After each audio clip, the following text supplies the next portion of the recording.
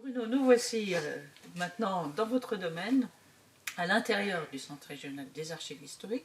Est-ce que vous pouvez nous expliquer ce qu'il y a dans toutes ces travaux, avec tous ces documents?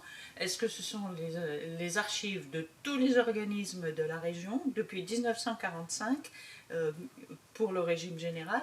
Ou est-ce qu'il y a quand même quelques vides? Est-ce que vous avez une exhaustivité ou pas? L'exhaustivité, certainement pas, mais on a pas mal de documents, notamment pour les documents les plus anciens, dans la mesure où les premiers versements qui ont été effectués au centre régional visaient ce type de documents. Donc les documents qui remontent à 1945, voire avant. Avant? Oui, on a des documents qui remontent jusque dans les années 20, avec les caisses d'assurance sociale, qui sont l'équivalent des caisses primaires actuelles, et des caisses de compensation, qui sont dans les années 30 et puis qui ont également évolué en caisse d'allocation familiale. Donc on voit bien que la sécurité sociale n'est pas sortie ex nihilo juste après-guerre. En fait, il y avait tout un passé qui fait que les structures étaient déjà quasiment en place et ça a permis l'après-guerre à structurer les différents organismes qui existaient antérieurement et qui est devenu donc notre sécurité sociale telle que nous la connaissons actuellement. Très bien, parfait. Donc, sinon, à part ces exceptions qui doivent être très intéressantes, et on ira tout à l'heure en regarder quelques-uns, est-ce que tous les organismes versent systématiquement depuis 1982, la date d'ouverture de ce centre, versent systématiquement leurs archives? Il y avait pris une bonne habitude de verser couramment. Et puis ça s'est un peu étiolé au fil du temps, dans la mesure aussi où Lucans en 2010 a laissé un peu cet aspect de l'archivage dans ses propos. Alors, jusqu'en 2010, on peut dire que vous aviez une série continue de... Non, quand même pas. Non, il y a des documents qui n'ont pas... Certains organismes ont plus ou moins joué le jeu, donc, et puis il y a aussi le départ des référents qu'on avait au sein des organismes, donc il y a eu un turnover, donc c'est difficile de maintenir ce type de suivi d'archivage. Et est-ce que quand vous avez ouvert le centre, vous aviez mis en place un système qui faisait qu'il y avait un versement régulier des organismes? Oui, effectivement. Donc j'avais essayé moi de me caler sur le juin, juillet. Dans la plupart du temps, ça débordait un petit peu en amont au mois de mai. Et donc j'ai essayé de reconduire à peu près à une semaine près toujours les mêmes dates pour que donc justement les organismes ne se posent pas le problème de savoir quand c'est qu'ils allaient verser. D'accord. Donc ça s'est déroulé jusqu'avec la circulaire AD 2001, mais il y a eu un passage à vide dans la mesure où mes collègues, et donc il y a deux autres centres, à savoir en Aquitaine et en Bretagne Pays de la Loire, eux, ils étaient saturés par certains types de documents qui étaient versés en trop grand nombre, des documents de masse qui n'ont pas franchement une utilité au niveau historique et qui encombraient beaucoup leur dépôt. Donc moi j'ai été obligé de suivre un petit peu le mouvement, puisque c'était une directive générale pour les centres régionaux, ce qui a pénalisé aussi les versements dans la mesure où ça s'est un peu perdu, ça s'est dilué un petit peu. Donc les référents que j'avais au niveau des caisses ont changé et ça s'est un peu perdu. Donc si je comprends bien, il y a eu une organisation de 82 jusqu'à la fin des années 90 qui a permis de recueillir un certain nombre de documents, puis un arrêt complet pendant qui a correspondu à la fois aux problèmes des deux autres centres régionaux et à une évolution de la réglementation applicable et de la définition des archives à garder. C'est ça? Oui, tout à fait. Et quelle est la différence entre l'ancienne définition et la nouvelle? L'objectif, c'était de diminuer les archives. Diminuer les taux, oui, tout à fait, dans le sens où on essayait de réduire justement les documents qui n'avaient pas vraiment un intérêt, tels que des feuilles de soins, des choses comme ça, et puis qui étaient versées dans des proportions énormes, dans la mesure où ça avait été pris en considération en tant que pourcentage.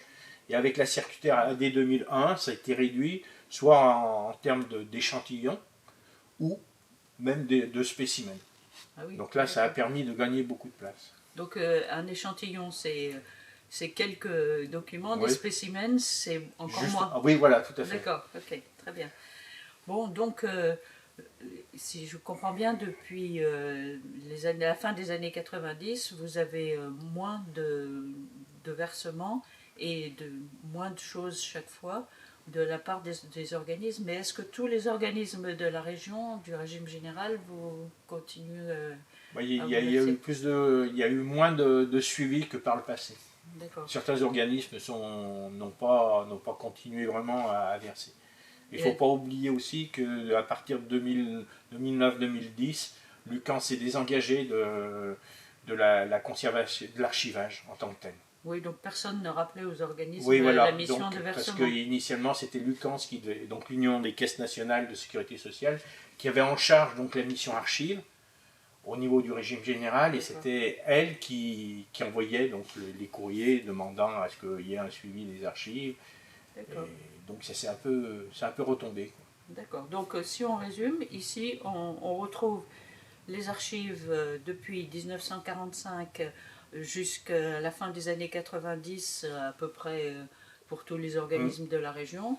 Et depuis la fin des années 90... C'est plus aléatoire. Certains organismes se sont bien tenus à verser comme par le passé, et d'autres n'ont plus donné vraiment signe de vie. Alors effectivement, ceux qui sont très éloignés, c'est pas très pratique de faire les versements du fin fond de l'Ardèche, par exemple, jusqu'à Lyon. Oui, donc là, peut-être par la suite, donc comme ça va être redispositionné au niveau des archives départementales, il y aura peut-être un suivi qui pourrait être plus facilement identifiable en tant que document versé que moi qui suis à Lyon et je n'ai pas la possibilité de me rendre dans les départements. Alors effectivement, tout ce fonds qui est là va être réparti dans les départements d'où viennent les archives, d'où elles ont été produites. Chaque département, chaque service départemental d'archives devant choisir ce qu'il garde dans ce qui est ici et ce qu'il détruit pour conserver ce qui l'intéresse et le faire retrouver la voie normale d'archivage pour tous les organismes chargés d'une mission privée chargé d'une mission de service public, qui est donc un archivage départemental. Donc nous sommes dans un registre un peu particulier avec ce centre régional qui n'est pas dans la normalité de l'archivage. Et on va retrouver cette normalité. C'est ça. Oui, il ne faut pas oublier que lorsqu'il y a, en 82, donc lorsque ça a été, les centres, le centre de Lyon, disons Rhône-Alpes, sur Lyon sur Vénissieux a été mis en place, c'est que les archives départementales avaient des problèmes de place à l'époque, beaucoup plus importants qu'il n'est actuellement. Parce qu'entre-temps, il y a eu pas mal de dépôts d'archives départementales qui se sont montés, qui se sont construits, et donc les conditions ne sont plus les mêmes qu'en 82. Oui, en 82, c'était l'application de la loi de 79 et il craignait une avalanche de documents. Et en même temps, avec la loi de 79, ça a permis d'identifier les archives de la sécurité sociale comme étant des archives publiques, ce qui n'était pas... Avant, il y avait un genre de flou artistique qui faisait qu'on ne savait pas trop si c'était archive publique ou pas. C'est la loi de 79 qui a été le marqueur pour ce nos type organismes d'archives. De sécurité sociale et leurs archives. Oui, donc nous voici maintenant dans le cœur du centre régional. Bruno, je vois des boîtes là avec des numéros. Qu'est-ce que ça veut dire? Comment est-ce que vous repérez ça? D'où est-ce que ça vient? Est-ce que vous pouvez nous expliquer un petit peu? Donc on va expliquer un peu le cheminement des archives.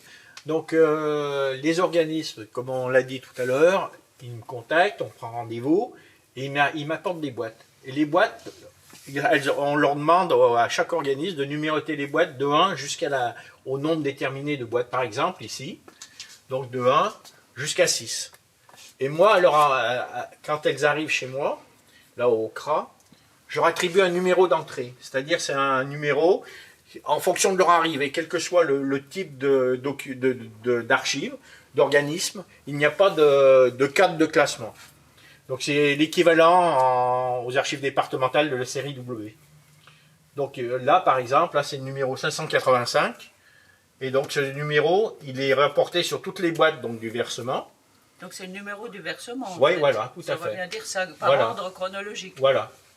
Et donc, quand un organisme a besoin d'une boîte d'archives, des documents qui sont dans une boîte, il se réfère à un bordereau d'archivage sur lequel a été mis le numéro que j'ai attribué pour leur versement. Et les documents, ils se réfèrent donc à ce numéro de boîte et ils me demandent la boîte, ou éventuellement d'aller chercher dans la boîte, par exemple la boîte numéro 3. Et je vais chercher les documents qui les intéressent et qui veulent soit que je renvoie, ou soit que je consulte et que je leur donne les informations par téléphone ou par mail. Et ça arrive souvent, ça?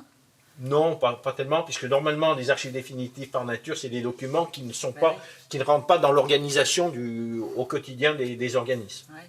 Et alors, les boîtes, chaque organisme envoie la boîte qu'il veut et vous la récupérez telle quelle, vous n'en faites pas vous-même des boîtes. Non, parce qu'au départ, il avait été prévu que tout organisme, sauf documents un peu volumineux, doit être dans des boîtes standards de type 10 cm de large. Donc les boîtes standards pour faciliter tout le monde. D'accord, c'est pour ça qu'on voit sur les panneaux des boîtes différentes, mais qui ont toutes les mêmes séries d'étiquettes. Oui, d'une part le numéro du versement et d'autre part le numéro de la boîte dans le versement. D'accord. Et alors, comment est-ce que vous savez exactement ce qu'il y a dedans? C'est un bordereau... Un bordereau, oui, un bordereau de versement. Donc, on demande aux organismes, donc, en fonction du numéro, de lister tous les documents qui sont dans les boîtes et de faire un descriptif aussi précis que possible. Bon, et vous pouvez éventuellement les renvoyer les bordereaux en disant que ça ne correspond pas à ce qu'il y a dans la éventuellement, boîte. Ou tout du moins faire des rectificatifs et leur renvoyer en leur disant nous avons apporté telle ou telle information en plus, ou nous avons supprimé ça parce que ça ne correspond pas à ce que vous avez versé. Donc ça veut dire que vous avez beaucoup de bordereaux, mais est-ce que c'est des bordereaux numérisés ou bien des bordereaux papier? C'est des numéros, jusqu'à pas très longtemps, c'était des numéros effectivement papier. Et puis maintenant, donc les organismes les envoient par mail. Et les archives départementales du Rhône ont numérisé la globalité des bordereaux de versement depuis 1982. Et ça représentait quoi, ça?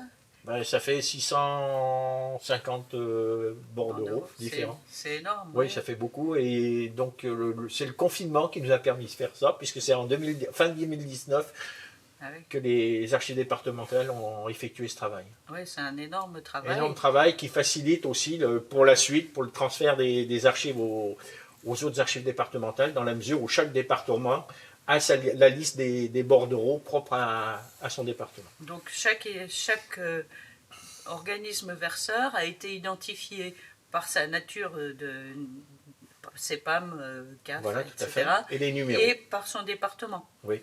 Donc on peut retrouver, avec la numérisation des bordereaux, on peut retrouver ce qui revient à chacun des départements. Oui. Et chacun des départements va devoir décider ce qu'il garde et ce qu'il fait des On regarde les bordereaux descriptifs de versement. Donc la précision des bordereaux de versement est importante et son exactitude va jouer aussi, beaucoup. Oui. Et puis bon, certainement... il y aura des ajustements à faire par rapport à certains types de documents que les archives départementales ne connaissent pas forcément. Oui, ou ne comprennent pas. Oui, voilà, les libellés, les sigles qui sont énormes en quantité, donc c'est phénoménal. Donc, et puis même au sein même d'un organisme, les sigles évoluent en fonction de l'évolution même des services, donc ça multiplie la complexité de certains termes. Oui, et la sécurité sociale est championne pour utiliser les sigles et pas forcément les expliquer systématiquement. Oui, tout à fait. Donc il y a un beau dictionnaire à avoir des sigles. J'ai établi un certain nombre de sigles que j'ai communiqués aux archives départementales. J'espère que ça leur servira par la suite. Donc les sigles en cours, c'est déjà pas mal, mais retrouver effectivement tous les sigles antérieurs, c'est encore plus difficile. Oui, voilà. Donc c'est un énorme travail.